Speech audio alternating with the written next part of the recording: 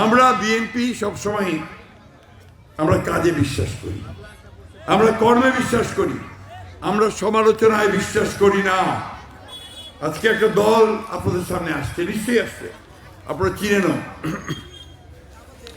এদেরকে আমরা আগে কখনো দেখি নাই, আমাদের সঙ্গেই থাকছে, আমরা একসাথে ছিলাম, আমাদের সঙ্গে থাকছে, আমরা ঠিক জানতাম না যেটা কি।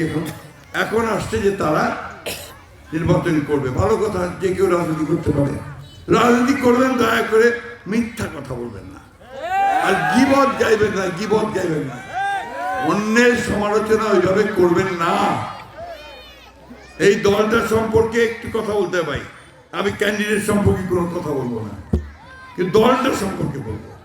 এই জামাতি ইসলাম ইসলামের কথা বলে, কিন্তু আপনি দেখবেন আজকে অনেক মৌলানা সাহেবরা, তারা বিশেষ করে চরমোনাইয়ের মৌলানা পীর সাহেব, তিনি পরিষ্কার করে বলতেছেন জামাতে ইসলাম কোন ইসলামী দলই না। আমাদের অনেক আলেম মোলামারা তারা পরিষ্কার করে বলতেছে যে জামাত ইসলাম ইসলামের কথা বলে মানুষকে প্রতারণা করতেছে, ভুল বুঝাচ্ছে।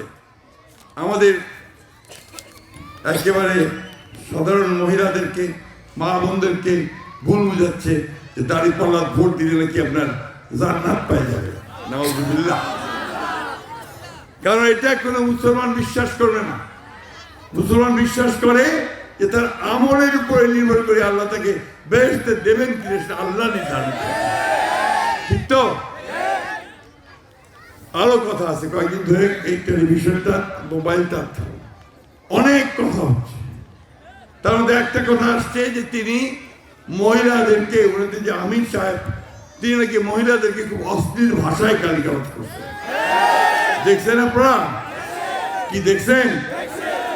এখন যে দলের দল বা দলের নেতা, এটা আমি বলতেছি না, কিন্তু পত্র পত্রিকায় আসছে, সোশ্যাল মিডিয়াতে আসছে, এইভাবে আমাদের অর্ধেক যে মানুষ, আমার মা বোন, আল্লাহ তাআলা বলছেন যে মায়ের পায়ের তলে বেহেশত, সেই মা বন্ধুকে যদি আমরা ইজ্জত করতে না পারি, সম্মান করতে না পারি, তার সম্পর্কে যদি কটু কথা বলতে পারি, তাহলে কি আমরা কোনোদিন বেহেশতে যাইতে পারবো?